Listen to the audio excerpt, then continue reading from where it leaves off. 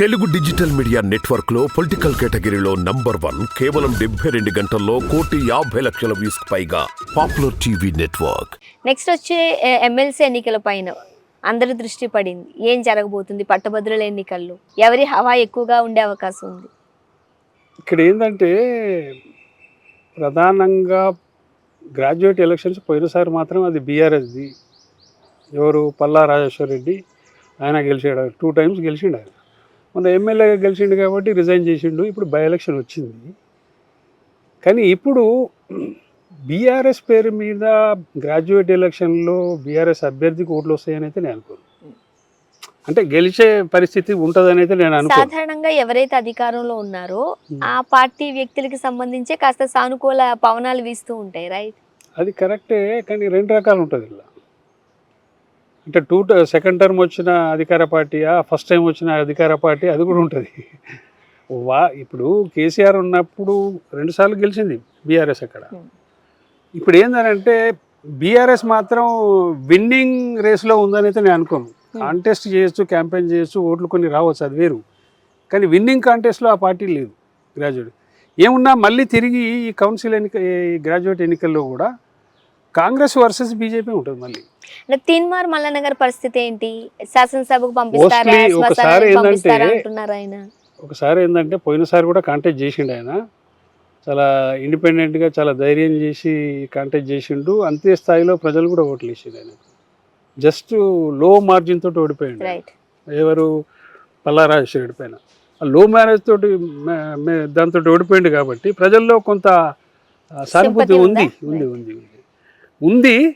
కానీ గెలిచేంత ఉందా లేదా అనేది మనకు ఇంకా గ్రౌండ్ రియాలిటీ తెలియదు. కానీ ఉండొచ్చు అని నమ్ముతాను. ఎందుకంటే అధికార పార్టీ సొంతంగా అతన్ని ప్రకటించింది, మా అభ్యర్థి అని, కాంగ్రెస్ అభ్యర్థి అని ప్రకటించింది. కాబట్టి పొలిటికల్ సెనారియో కూడా కాంగ్రెస్ కాస్త అనుకూలంగా ఉన్న ప్రాంతాలే. వరంగల్ కానీ, ఖమ్మం కానీ, నల్గొండ కానీ, ఇక్కడ ఈ 3 జిల్లాలలో కాంగ్రెస్ పొలిటికల్గా స్ట్రెంగ్తెన్గా కూడా ఉంది. ఎమ్మెల్యేస్ గెలిచారు మొన్న. ఇప్పుడు ఎంపీలు కూడా గెలిచే అవకాశం ఉంది. ఖమ్మం కానీ, వరంగల్లో కానీ, నల్గొండలో కానీ, ఈ 3 జిల్లాలలో ఎంపీలు కూడా గెలిచే వాతావరణం ఇప్పుడు ఉంది. కాబట్టి ఆ 3 మోస్ట్లీ కాంగ్రెస్కి అడ్వాంటేజ్ ఉండే అవకాశం ఉంటుంది. తీర్మానం మళ్ళీ కాస్త అడ్వాంటేజ్ ఉండే అవకాశం. కానీ సీరియస్ ఫైట్ మాత్రం బీజేపీ ఇస్తుంది, అది మర్చిపోదు.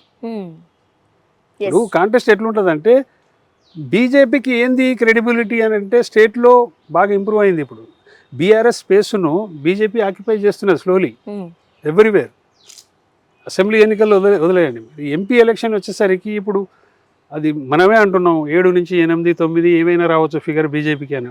అంటే సీరియస్గా కాంగ్రెస్ బీజేపీ సమానంగా గెలిచే పరిస్థితులు కనపడుతున్నాయి. నెక్ టు నెక్ ఫైటే కనిపిస్తుంది ఉంది. కాబట్టి ఇక్కడ ఎవరి స్పేస్ను ఆక్యుపై చేస్తున్నది? అది బీఆర్ఎస్ గెలవాల్సిన స్పేస్ను బీజేపీ ఆక్యుపై చేసింది.